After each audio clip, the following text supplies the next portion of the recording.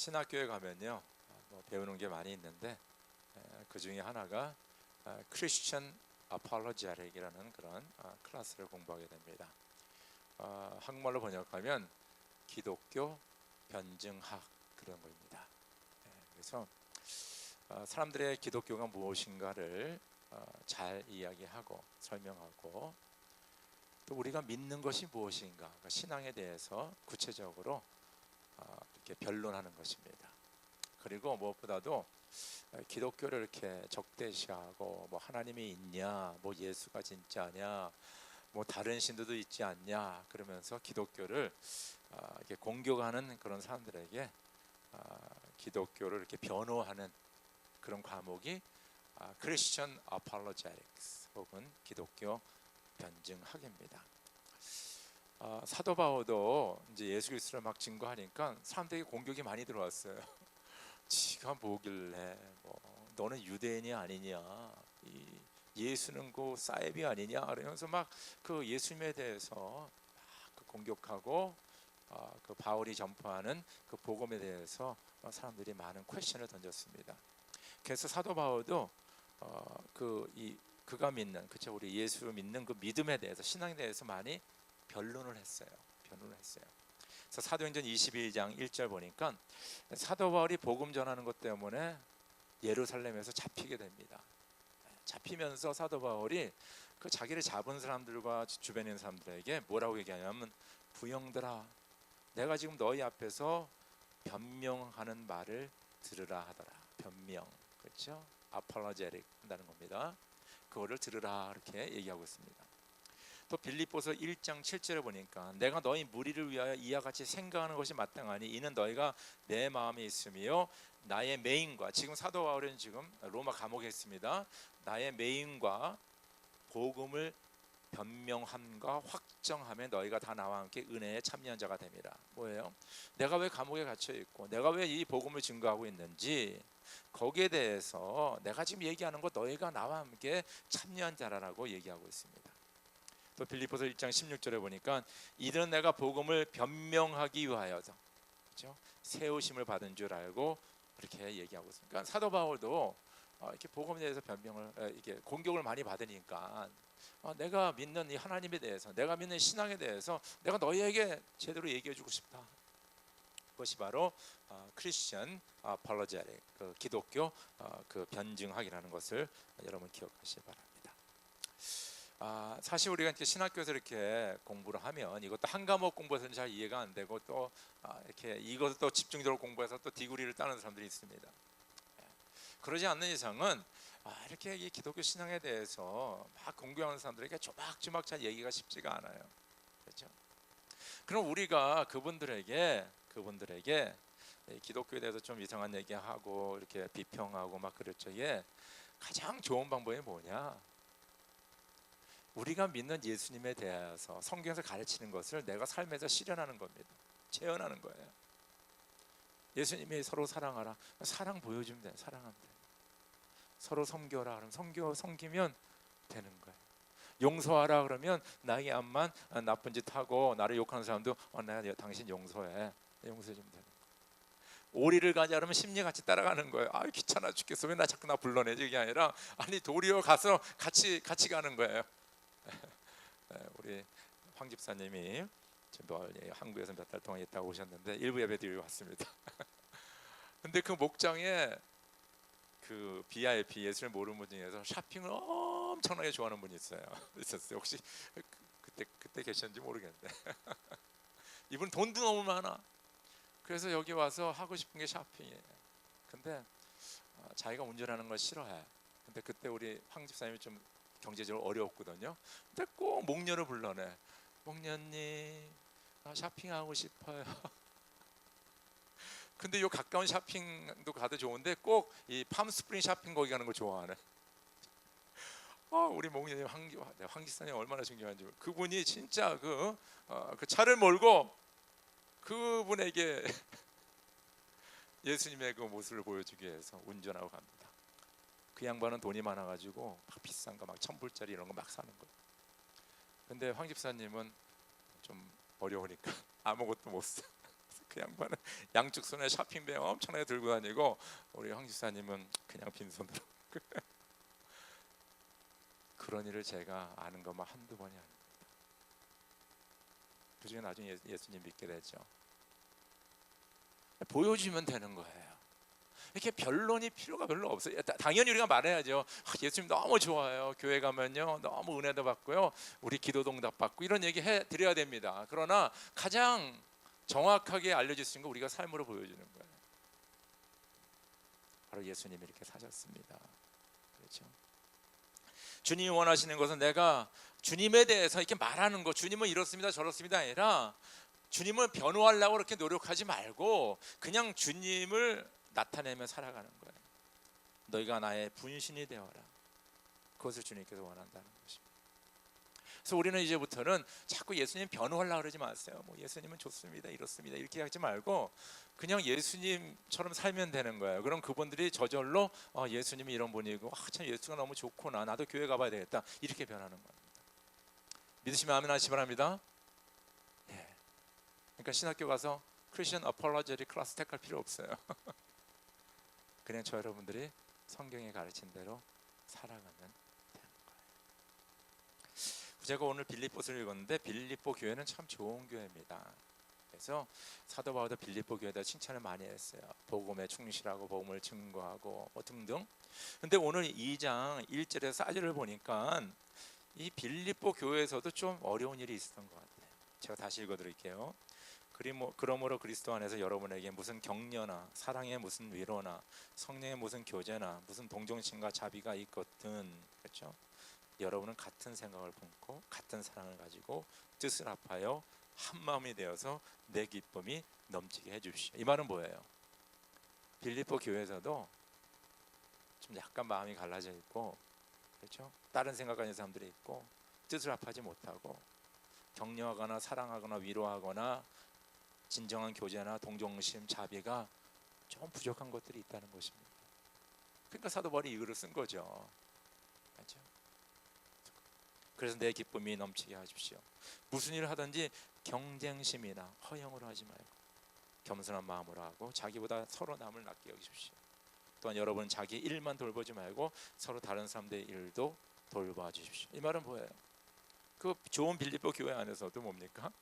약간 경쟁심이 있었던 것 같고 허영심 있는 사람 좀 있었던 것 같습니다. 좀 자기 자신을 나타내고 내가 이렇게 잘하고 있다, 겸손한 마음으로 하고 자기보다 서로 남을 낮게 여기십시오. 그렇죠? 사람들이 이렇게 높이는 거 아니라 내가 중간에 앉기를 원하고 그런 사람들이 있었던 것 같아요. 또한 여러분은 자기 일만 돌보지 않고, 그 말은 뭐냐면 자기 것만 챙긴 사람이 좀 있었던 것 같아요. 내일 그러지 말고 서로 다른 사람의 일도 돌봐주십시오라고 그렇게 권면하고 있습니다. 그렇죠? 그러면서 진짜 서로 사랑하고 하나 되고 한 뜻이 되고 서로 진정한 교제를 나누고 서로 위로하고 용서하고 서로 하나 되고 경쟁하지 말고 서로를 세워주고 이런 아름다운 믿음의 공동체가 이루어지기 위해서는 오늘 사도 바울이 프리스크립션을 주는 거예요. 이렇게 하라. 그렇죠? 그래서 우리 5절 같이 읽읍시다. 5절 시작. 여러분 안에 이 마음을 품으십시오. 그것은 곧 그리스도 예수의 마음이기도 합니다. 그러니까 이런 아름다운 공동체를 이루는 것은 바로 예수의 마음을 품는 거라는 거야. 근데 이 5절만 우리가 딱 읽으면 주님 마음만 팍 품으면 이 모든 것이 이렇게 되는구나. 마음이라는 게 상당히 추상적이잖아요. 그 생각, 그 마음, 그 철학, 그 인격, 그것만 이렇게 마음에 품으면 되는구나라고 생각하는데 사도 바울은 예수의 마음을 품는 것이 무엇인가를 6절에서부터 구체적으로 이야기하고 있습니다. 6절에서 한번 9절까지 읽읍시다. 시작. 그는 하나님의 모습을 지니셨으나 하나님과 동등함을 당연하게 생각하지 않으시고 오히려 자기를 비워서 종의 모습을 취하시고 사람과 같이 되셨습니다. 그는 사람의 모양으로 나타나셔서 자기를 낮추시고 죽기까지 순종하셨으니 그 십자가에 죽기까지 하셨습니다. 그러므로 하나님께서는 그를 지극히 높이시고 모든 이름 위에 뛰어난 이름을 그에게 주셨습니다. 그죠? 오늘 우리가 찬양했잖아요. 모든 이에 뛰어난 이름을 주님께서는 주셨다. 그랬어요. 그러니까 그리스도의 마음을 품으라는 말은 뭐냐면 그리스도가 사신 것처럼 너희도 그렇게 살아라. 그렇죠? 그러면서 오늘 8절에 그 예수님께서 그 사신 것에 대해서 세 가지로 구체적으로 얘기하고 있어요. 우리 8절 같이 8절 시작.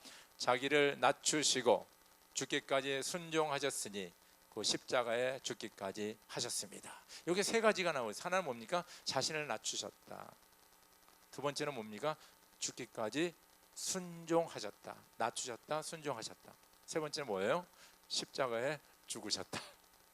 그렇죠? 그래서 이것을 좀 쉬운 단어로 얘기한다면 첫 번째는 낮추신 것을 겸손, 예수님의 겸손을 얘기할 수 있고요. 두 번째는 뭐냐면요, 예수님의 순종을 얘기하고, 세 번째는 죽음, 예수님의 희생을 얘기합니다. 그래서 예수님의 마음을 얘기할 적에는 겸손하신, 낮아지신 예수님, 겸손한 예수님, 겸손하게 사신 예수님. 두 번째는 뭐예요? 예수님의 순종, 죽기까지 순종. 여러분 여기 죽고 싶어하는 사람 하나도 없죠, 저를 포함해서. 근데 예수님은 자기가 가장 싫어하는 죽기까지 순종하셨어요. 자기 뜻에 어긋나지만은 순종하셨어요. 세 번째는 뭐예요? 희생했어요. 희생했는데 뭐예요? 자기가 죽기까지 희생한 거예요. 자기 자신을 다 내버렸어요. 그래서 예수님의 마음을 본다는 것, 이거 세 가지입니다. 겸손과 순종과 뭐예요? 희생이다. 저를 따르시면 말입니다. 겸손, 순종, 희생. 이게 예수의 마음을 품는 거예요. 아멘입니까? 이것을 꼭 기억하시기 바랍니다. 첫 번째, 자기를 낮추시고, 오늘 6절 말씀 보니까 그는 근본 하나님의 본체시나 하나님과 동등함을 취할 것으로 여기지 아니하시고, 그렇죠? 자기를 낮추셔서 인간의 몸을 입었다 그랬습니다. 여러분 예수님의 그 탄생의 이야기를 들어보면요, 누가복음 2장 7절에 나오는데 그 요셉과 마리아가 부부지간 아닙니까? 근데 하나님께서 마리아에게 베이비를 주셨어요. 아직 부부관계를 갖지 않았는데. 그래서 동정녀 마리아에게 잉태하사, 그 말이 거기서 나온 겁니다. 그런 가운데 그 당시 황제가, 로마의 황제가 아구스투스입니다. 아구스투스. 여러분 우리 8월 달을 뭐라 그래요? 어거스트라 그러잖아요. 그게 바로 그 황제의 이름을 따서 8월 달 아거스트로 진 겁니다. 7월 달은 뭐라 해요? 줄라이라 그러죠. 그건 아고스트 황제 바로 전에는 줄리어스 시저 이름을 따서 줄라이라고 그렇게 진 겁니다. 그래서 이 아거스투스가 그 당시 칙령을 내렸어요. 우리 로마 제국 산하에 있는 모든 백성들은 자기의 고향으로 돌아가서 호적을 등록해라 그랬습니다. 우리도 이 미국에서 10년에 한 번씩 센서스 찾아오는 거 아시죠? 10년. 그래서 그걸 하러 이제 요셉과 마리아가 자기네 고향인, 요셉의 고향인 베들레헴으로 가고 있어요. 베들레헴에 도착했는데 거기서 이제 만삭이 돼가지고 애가 낳게 되었는데 병원도 없고 여관도 없고, 그러니까 기껏 가서 구할 수 있는 곳이 마국간이었어요. 마국간. 그래서 예수님은 마국간에서 태어나셨습니다. 그래서 누가복음 2장 7절 보니까 마리아가 첫 아들을 낳아서 포대기에 싸서 구유에 눕혀 두었다. 여관에는 그들이 들어갈 방이 없었기 때문이다. 참 여러분들 세상에 우리가 그 사람이 태어난 그런 스토리들이 많이 있는데 진짜 예수님께서 태어난 건 너무 유니크하지 않아요? 그 말들이 잘하는 그 마국간에서 예수님이 태어나셨어요. 병원에서도 아니고 누구 집에서도 아니고 그 짐승등이 있는 그곳에서 예수님이 상상만 해보시기 바랍니다. 거기서 마리아가 베이비를 낳았으니까. 그리고 예수님이 첫 번째 누인 곳이 오늘 어디라 그랬어요, 여러분들? 나만 성경 읽나? 구유, 그렇죠? 구유에 누였어요. 여러분 저도 애가 둘 있지만은 우리 애는 태어나서 처음 누인 곳이 병원에 있는 그 푹신푹신한 침대입니다. 애들을 위한 그 있잖아요. 조그만 침대가 있지 않습니까? 저 같은 경우는 집에서 태어났다래요. 산파가 와가지고 했는데 아마 집에 아름목에 거기다 내뉘었겠죠, 우리 어머님께서 산파가. 근데 예수님이 첫 번째 누인 곳이 말구유의 강보에 쌓여서 누웠어요. 그러니까 이 천지만물이신 하나님께서 가장 연약한 베이비로 나셨고, 그리고 뭡니까? 마국간에서 태어나고 말구유에 누이. 그 이상 더 어떻게 밑으로 내려갑니까? 가장 낮은 곳으로 내린 것을 우리가 알 수가 있습니다. 이것을 예수님 태어나기 700년 전에 이사야 선지자가 이렇게 예언을 했어요. 한 아기가 우리를 위해서 태어났다. 우리가 한 아들을 모셨다. 그는 우리의 통치자가 될 것이다. 그의 이름은 놀라우신 조언자, 전능하신 하나님, 영존하신 아버지, 평화의 왕이라고 불릴 것이다. 바로 예수 그리스도께서 십자가를 지시고 부활하시고 모든 인류가 예수를 하나님이라 부르고 모든 이유에 높이게 됐다는 그것을 미리 예언했거든요. 근데 그거가 되기 전에 먼저 예수께서, 하나님께서 뭐로 태어난다면 한 아들로 태어난다, 한 어린아이로 태어난다라고 예언하고 있다는 것입니다. 여러분들이 성지순례로 꼭 다녀오셔야 되는데, 성지순례 가면요 예수님이 태어난 베들레헴 그 도시에 예수 탄생교회가 있습니다. 예수 탄생교회. 근데 예수 탄생교회가 꽤 규모가 커요. 근데 거기에 두 가지 특징이 있어요. 뭐 여러 가지 특징이 있겠지만 저한테 두 가지 특징이 다가온 건 뭐냐면, 그 교회에 들어가는 그 입구가 아주 문이 요만큼 낮고 아주 이렇게 좁습니다. 그래서 그 교회에 들어가려면 진짜 여러분 막 300-400파운드 되면 거기 못 들어갑니다. 진짜로요. 진짜 이게 숙여갖고 옆으로 이렇게 살짝 들어가야지 들어갈 수 있어요. 좁은 문. 그리고 예수님이 태어났다고 그 교회를 지은 사람들이 예수님 태어난 장소를 어디다가 그 심볼이 뭐냐면 별이거든요. 다윗의 별. 예수님 오실 때 그 별이 있었잖아요. 그 별을 심볼로 했는데 그것이 바로 그 교회의 제일 후진 것, 제일 컴컴한 것, 제일 낮은 것, 지하실 계단 밑에 있어요. 제가 그걸 거기서 봤대도요. 제가 2번이나 갔으니까. 그러니까 예수님께서 이 땅에 오실 적에 그 컴컴하고, 그렇죠, 공기도 잘, 그렇죠, 환풍이 안 되는 그곳에, 그렇죠, 가장 낮은 곳에 예수님이 오셨다는 거. 참 은혜가 되지 않습니까? 예수님은 그렇게 낮게 오셨어요. 예수님께서 인간의 몸으로 오셨는데, 여러분들 인간의 몸이 참 아름답습니다. 그래서 많은 예술가들이 인간의 몸을 뭡니까? 막 사진을 찍고 그림을 그리고 조각을 만들고 그래요. 그래서 인간의 몸은 참 아름다운 것입니다. 근데 안타까운 것은 뭐예요? 우리의 몸은 점점점 쇠퇴해진다는 거. 그렇죠? 날이 갈수록 점점 뭡니까? 조금씩 죽어가는 거예요. 우리 세포들 하나하나가 없어지기 시작합니다. 또 다른 표현으로는 세포가 썩어지기 시작합니다. 그래서 우리는 다 나중에 뭐로 돌아간다 그래요? 한 줌의 흙으로 돌아간다, 그렇게 얘기하잖아요. 그 아름다운 인간이 사실은 응아하면서 울면서 태어나면서부터 어디를 향해서 가고 있냐 하면 무덤을 향해서 가는 거예요. 왜냐하면 우리는 연약한 존재이기 때문에.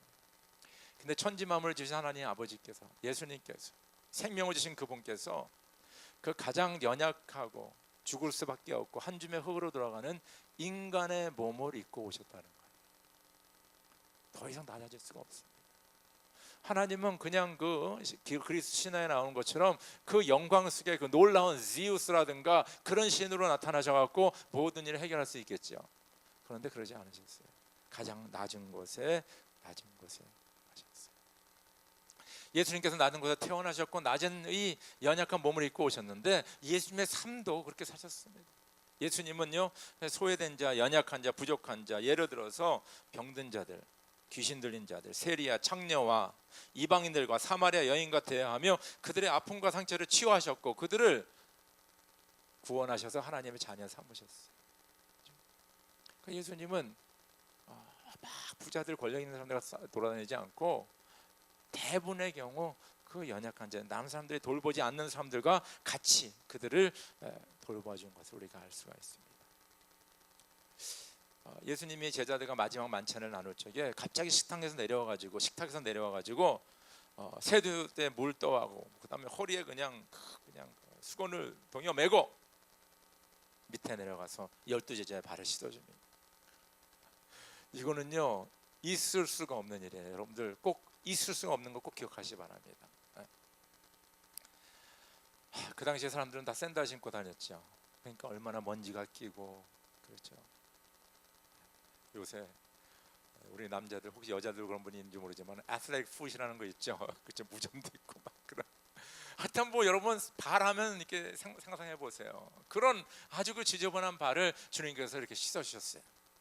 그러면서 주님께서 이렇게 말씀하셨어요. 내가 너에게 한 일을 알겠느냐?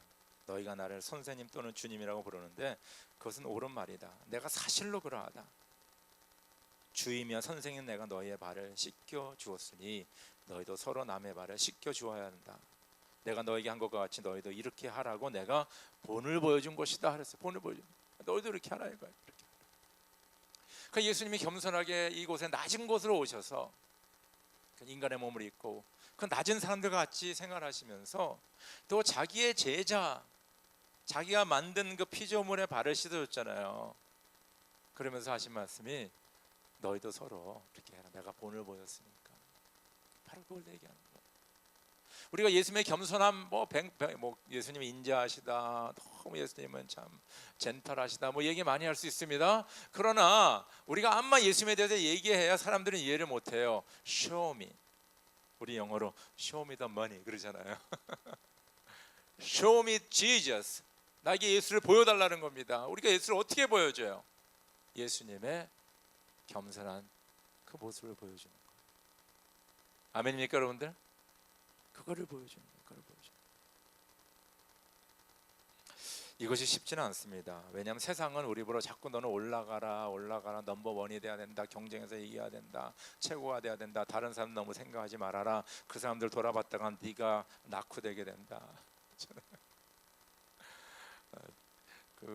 모르겠어요. 한국에서 오신 분들 얘기가 뭐냐면 한국에서 자녀가 공부를 잘하면요 자기도 덩달아 인기가 좋대요. 막 부모님들이 와가지고 선물도 사주면서 우리 애랑 당신 애랑 같이 놉시다 이런데 근데 자녀가 막 헤매면요 다른 사람 쳐다보지도 않는데 하여튼 한국에서는 보니까 애들이 잘하면서 공부를 잘하면 아주 최고 인정받나 봐. 그렇죠? 미국에서는 그렇지 않은 거죠. 그렇지 않죠. 그래서 최고가 되라 이거야. 뭔가 1등이 돼야 된다. 그렇게 얘기하는데 예수님 뭐라 하냐면 내가 너희에게 섬김을 받으러 온 것이 아니라 도리어 너희를 섬기러 왔다 그랬어요. 나는 섬김을 받으러 온 것이 아니라 도리어 너희를 섬기러 왔다. 여기 지금 우리 생명의 상 공부하신 분들이 좀 계신데 지난주 성경 공부 때 제가 교회에 대해서 좀 얘기를 나눠요. 그래서 교회 직분에 대해서 또 교회 직분들이 어떻게 세워지는지 얘기하니까 우리 교회를 처음 나오시고 교회에 대해서 처음 하시는 분들, 예수를 처음 믿으신 분들이 저한테 뭘 하느냐면요, 목사님 제가 오늘 새로운 거 배웠습니다. 그래서 뭘 새로운 거 배웠어요? 그러니까 목사님 교회에서 집사, 권사, 장로는 계급을 다는 건 줄 알았습니다. 그래서 열심히 나가면 집사 달고 더 열심히 하면 권사 달고 더 열심히 하면 장로가 되고 저는 그 얘기 들으면서 깜짝 놀랐어요.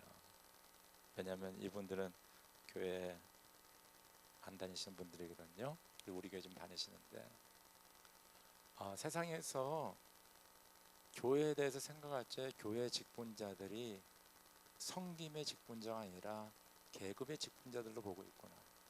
좀 그걸 깨닫게 됐어요. 계급의 직분자. 무슨 말이겠죠? 우리가 집사가 되면 진짜 열심히 섬기고 권사가 되면 더 열심히 섬기고 장로가 되면 우리 옛날 장로님들 뭡니까? 자기의 집까지 팔아가지고 교회에 헌금하고 교회를 세우지 않았습니까? 요새는 그거 보기 힘들어요. 그런 섬김의 모델이 교회의 직분자들인데 지금 밖에서 교회를 보는 시선은 계급으로 보는 거. 너무 안타깝지 않아요, 여러분? 그럼 우리가, 저와 여러분이, 나를 포함해서 우리가 밖에 나가서 뭔가 행동을 잘못하고 있는 거예요.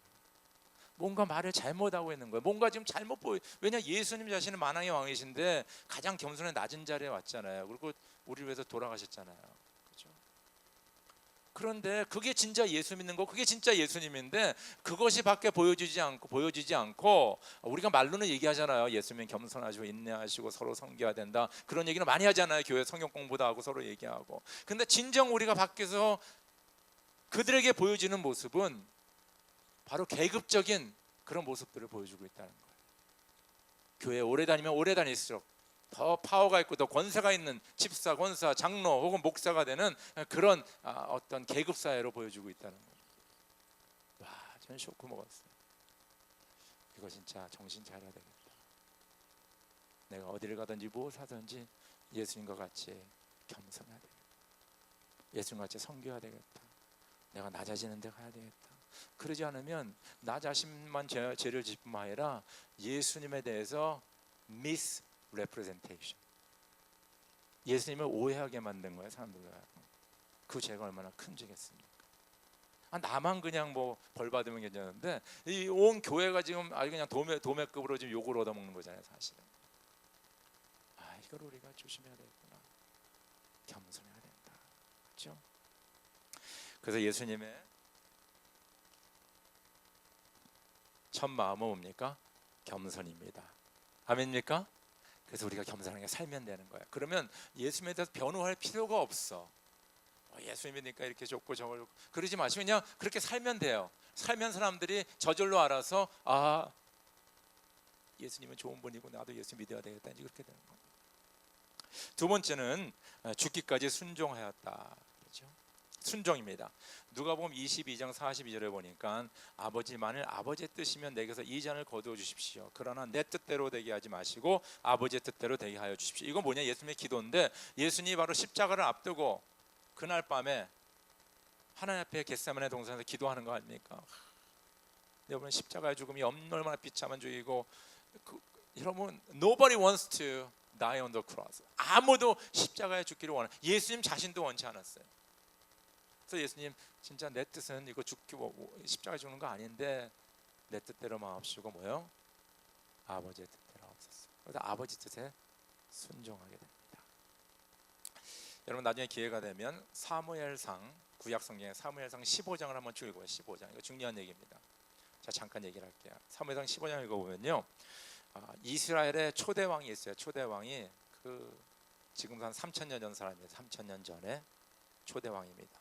다윗 왕 바로 전이거든요. 그 초대 왕이 전쟁에 나가게 됐어요. 그래서 어느 나라를 상대로 전쟁하냐면 아말렉이라는 그 족속을 상대로 전쟁하게 됩니다. 아말렉. 근데 아말렉이 진짜 하나님이 아주 심판해야 된다, 이 아주 나쁜 사람들이다. 그러면서 하나님께서 사무엘에게 이런 말씀을 주십니다. 너 사울에게 말해라. 이번에 전쟁에 나가서 너희가 분명히 전쟁에 승리할 텐데 승리할 적에 숨 쉬고 목숨 있는 건 다 죽여라. 하나도 살려주지 말아라. 그렇게 명령을 줬어요. 그래서 사무엘이 얘기했죠. 사울 왕한테, 당신 이번에 전쟁에서 승리하는데 하나님께서 한 명도 살려주지 말고 다 죽이라고 한다. 그대로 해라. 그래서 전쟁에 나갔어요. 그래서 대승리를 해서 대승리. 그런데 어떤 일이 일어나냐면요, 사무엘상 15장 9절에 그러나 사울과 그의 군대는 아각은 뭡니까? 아말렉의 왕입니다. 아각뿐만 아니라 양떼와 소떼 가운데서도 가장 좋은 것들과 가장 기름진 짐승들과 어린 양들과 좋은 것들은 무엇이든지 모두 아깝게 여겨 진멸하지 않고 다만 쓸모없고 값없는 것들만 골라서 진멸하였다. 하나님은 다 죽이라 그랬는데요, 양들 중에, 소들 중에, 이런 것들 중에서 아주 그냥 포동포동하고 진짜 집에 가서 키우고 뭐 그 새끼도 많이 나고 젖도 많이 나오고 뭐 등등 이런 것들은 다 살려두는 거예요.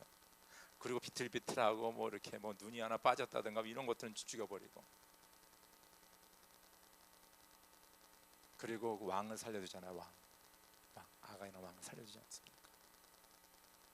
그때 사무엘 선지자 이런 얘기합니다. 사무엘이 나무랐다.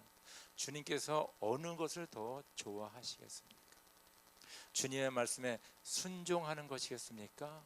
아니면 번제나 화목제를, 그러니까 하나님께 이렇게 제물 드리는 겁니까? 막 소와 양을 막 그냥 제단에 올려놓고 불태우는 거, 번제나 화목제를 드리는 것이겠습니까? 잘 들으십시오. 순종이 제사보다 낫고 말씀을 따르는 것이 수양의 기름보다 낫습니다. 그렇죠?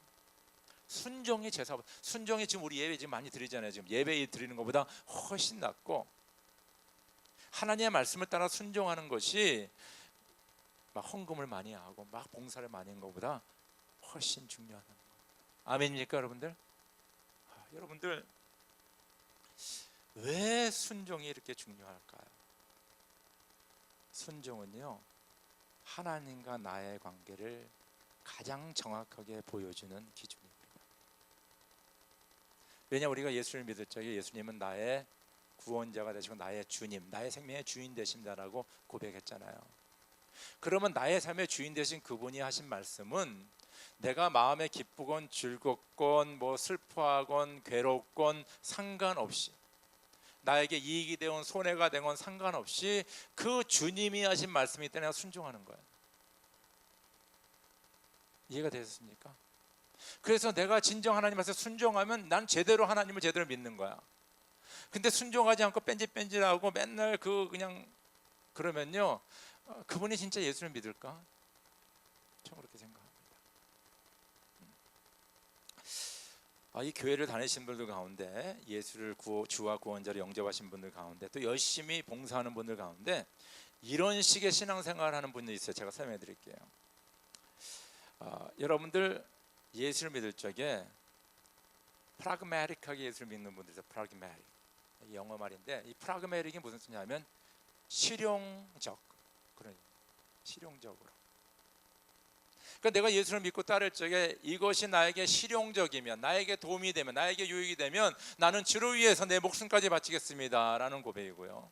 주님의 말씀 순종. 이것이 실용적이지 않으면, 나에게 유익이 되지 않으면 뭐요?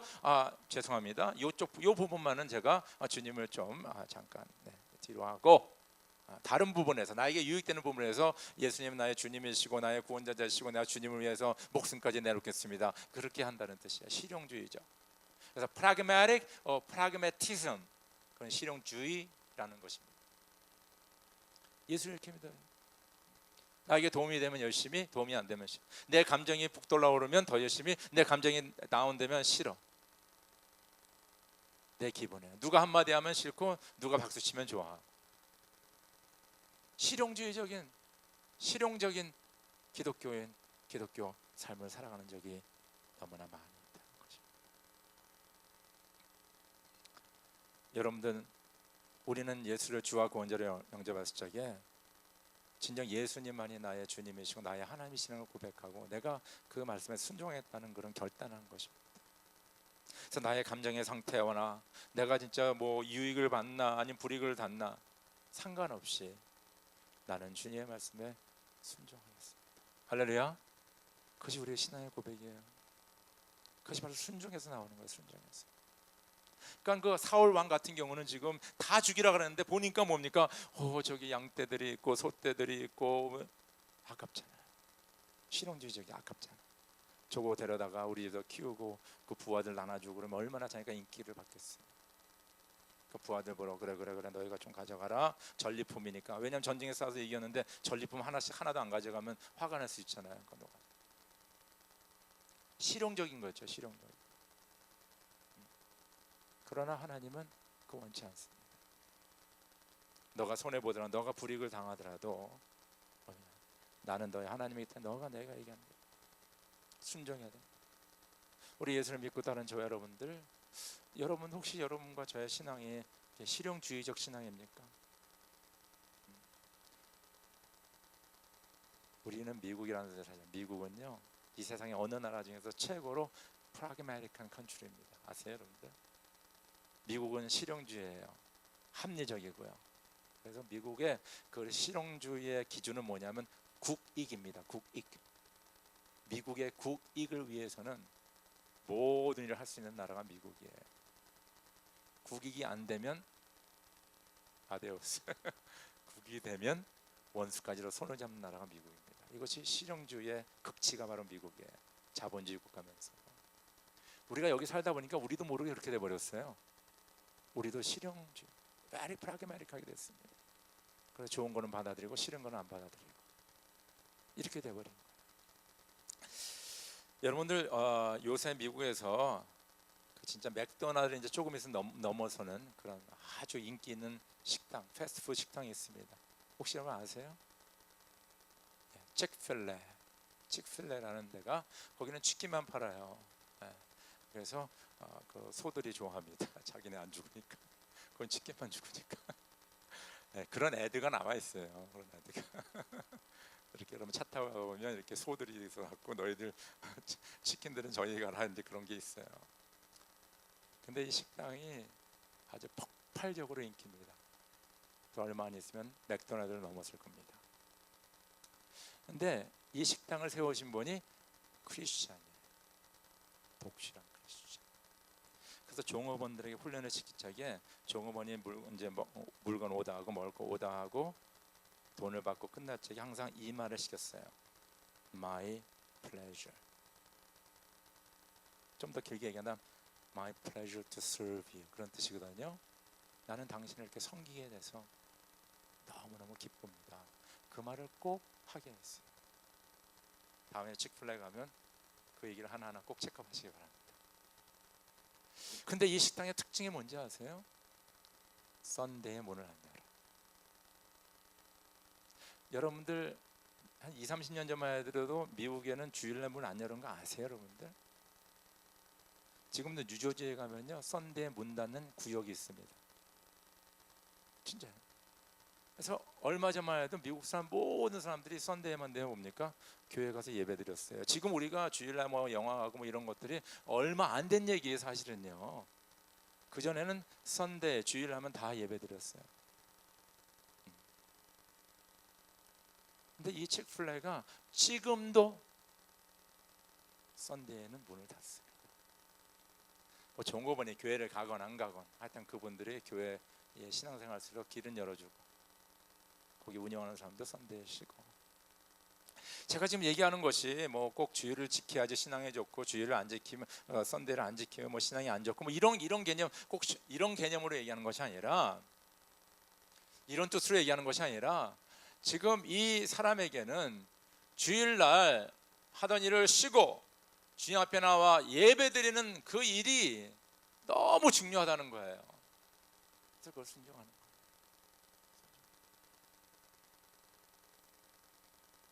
그 차이예요. 여러분들 장사하신 분들 얘기 들어보면요, 언제 제일 장사가 잘 돼요?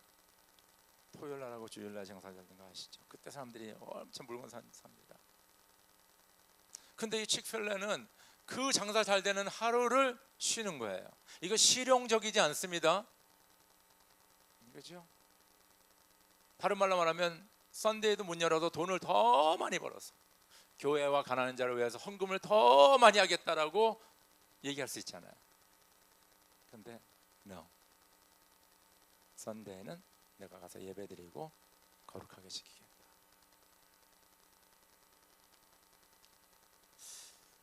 여러분, 순종은 제사보다 훨씬 낫습니다. 바로 순종함에 우리는 예수를 나의 주님으로 모시냐 안 모시냐를 확실히 보여주고 있는 거예요. 순종하십니다. 그래서 에베소 5장 21절 보니까 그리스도를 두려워하는 마음으로 서로 순종하십시오. 서로 순종하라. 왜냐, 이 안에서 우리가 서로 순종할 적에 그 순종의 삶이 밖으로 흘러나가는 거예요. 그래서 밖에서도 우리가 순종하며, 때로는 그 순종이 나에게 불이익이 당할지라도 내가 주님께 순종하며 나아갑니다. 아멘입니까? 아멘입니까? 네, 좀 힘들어요.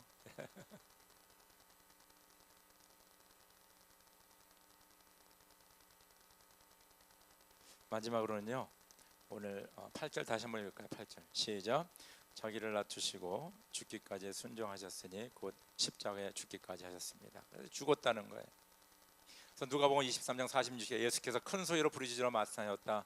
아버지, 내 영혼을 아버지 손에 맡깁니다. 이 말씀하시고 그는 숨을 거두었다. 그렇죠, 숨을 거두었다. 희생입니다. 예수님의 삶을 보면 다 희생이었어요. 겸손하시고 순종을 하시면서 결론적으로는 예수님께서는 자기 자신을 내어놓는 희생을 하셨습니다. 여러분, 우리가 예수를 믿는다 하면서, 아니 예수님을 변호하면서, 예수님을 증거하면서 만약 우리의 삶에 희생이 없다면 예수님은 제대로 증거되지가 않습니다. 희생이 따라야 됩니다. 희생을 해야 돼요. 그래서 예수님이 그랬잖아요. 하늘의 미랄이 땅에 떨어져 죽으면 많은 열매를 맺고 그대로 있으면 아무것도 열매를 맺지 못합니다. 우리가 뭡니까? 희생해야지 열매가 나오는 거예요. 여러분들 이 다이내믹을 꼭 이해하시기 바랍니다.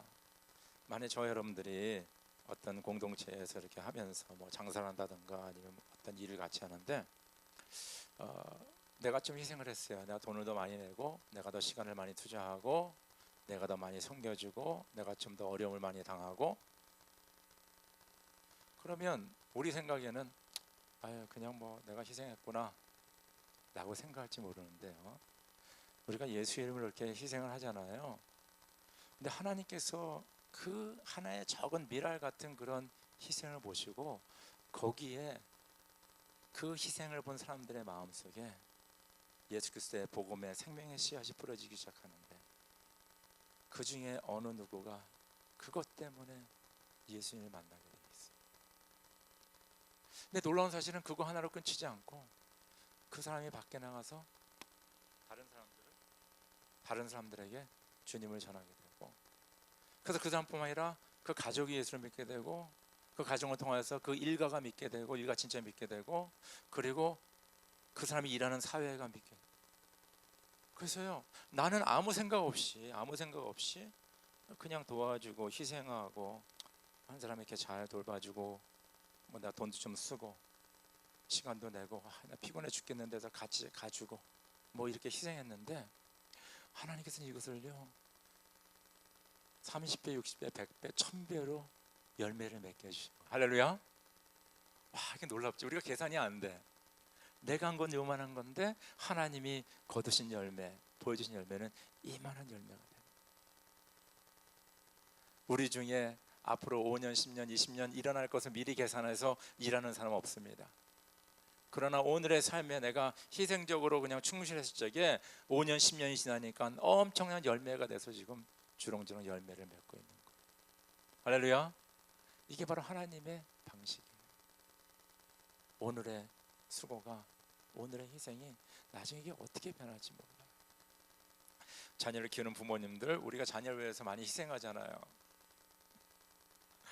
아침에 진짜 너무너무 피곤해 일하러 가기. 그렇지만은 애들 자식들 생각하면 또 가야 돼. 우리 부모님들은 다 영웅입니다. 히로예요. 사실은요. 애들이 그걸 몰라서 그렇지 부모님들이 얼마나 고생하는 걸 몰라. 또 애들한테 앞에 놓고 야 내가 너희를 위해서 이렇게 고생한, 또 그 말 못하잖아요 우리가 또. 그러니까 그냥 하는 거예요, 하는 거. 그렇지만 우리의 그 희생을 통하여서 아이들이 어떻게 자라나잖아요. 그 아이들 중에 뭡니까? 진짜 하나님의 귀 쓰는 귀한 자녀들이 많이 세워지는 것을 믿으시죠 여러분. 축원합니다. 아멘입니까? 그래서 우리가 희생할 수 있는 것은 두 가지가 꼭 있어야 돼. 하나는 뭐냐면 내 인간의 힘과 능력으로는 희생이 안 돼요 여러분들. 왜냐하면 우리는 존재적으로 남이 나를 위해서 희생해 주는 것을 원해요. 저도 그래요. 남이 나를 위해서 막 그냥 물도 떠다 주고 밥도 차려 주고 그냥 뭐 또 사다 주고 뭐 이거 원해. 이게 인간의 뭐의 본성이에요, 본성. 근데 이거를 반대로 가야 되는 거예요. 내 거로 내려놓고 희생한다는 거, 이건 너무너무 인간의 힘으로 불가능한 겁니다. 이게 언제 가능하냐? 예수께서 나를 위해서 십자가에 돌아가시고 나를 구원하기 위해서 그 고난을 받으신 그 하나님의 사랑이 내 삶에 가득 찰 적에 그 주님의 사랑의 힘으로 나 자신을 희생할 수 있는 거예요. 아멘입니까 여러분들? 진짜 아무도 못해요. 주님의 사랑이, 그 은혜가 내 삶에 차고 넘칠 적에 우리는 그 희생을 감수할 수 있습니다. 두 번째는 뭔지 아세요? 우리는 하나님의 나라의 관점을 가져야 관점. 그렇죠? 여러분들, 제가 유카탄에 지금 19년째 다니고 여기 지금 감옥 선교를 11년 하고 뭐 등등 여러 가지 하는데, 저는 진짜 미래 바라보고 하고 있어요. 그냥 우리 목사님은 그냥 한 달에 한 번씩 그냥 감옥소에 가는구나, 뭐 그냥 매년 유카탄 가니까 가는구나 그렇게 생각할지 모르지만요, 저는 우리들의 하는 그 한 달에 한 번의 성김과 1년에 한 번의 성김과 이런 것들이 하나님 나라 입장에서 보면 엄청난 하나님의 역사가 미래에 일어날 것을 저는 믿음의 눈으로 보고 있습니다. 그렇기 때문에 하는 거예요. 무슨 말인지 알겠죠? 하나님께 받은 은혜도 있고 감사하니까. 그러나 그런 일을 하는 것이 그 하나님의 나라를 바라기 때문에. 그래서 저 여러분들은요, 이 인생 여기서 그냥 다 썩어진 몸을 위해서 살아가는 시간이 아니라 하나님 나라 확장 후에 하나님 나라가 이 땅에 임하는 것을 우리가 눈으로 바라오며 우리가 기도하면서 우리가 인텐셔널하게 때로는 힘들고 어렵더라도 내가 희생하고 나아가는 거예요. 지금은 요만한 희생일지 모르지만 이것이 앞으로 5년 10년에는 엄청난 하나님의 역사가 일어나는. 제가 지난번에 얘기했지만은 제가 교도선교 11년 하다 보니까 거기서 3년 4년 5년 7년 있다가 이제 출소한 친구들이 밖에 나가서 교회를 개척하는 거예요. 교회를. 그래서 나한테 목사님 우리 교회 같이 합시다. 띠와나에서. 그래서 야 나는 지금 여기 샌디에고에 한국 사람 목회하고 있는데 내가 어떻게 띠와나 가서 목회하냐. 불가능한 일이다. 여러분 우리가 시작했을 적에 그 사람들이 밖에 나가서 교회 개척할 거라고 생각했습니까 여러분? 하나님은 우리 교도소 선교 갔다 오신 분들 아마 어떤 분은 놀랄 거예요. 목사님 가서 하는 것도 별로 없네. 한 2시간 가서 운전해 오고 3시간 오는데 가서 한 2시간 반 2시간 그냥 이렇게 뭐 핫도그 좀 만들어주고 뭐 환자들 보고 좀 약 좀 주고 뭐 예배 드리고 뭐 한 2시간 있다 오는데 뭐 이거 별거 아니네요 라고 생각할지 모르는데요, 이거 별거 아닌 것이 있잖아요. 그 죄술이 나가서 교회를 개척하다는 거로 바꾼다는 거예요 여러분들.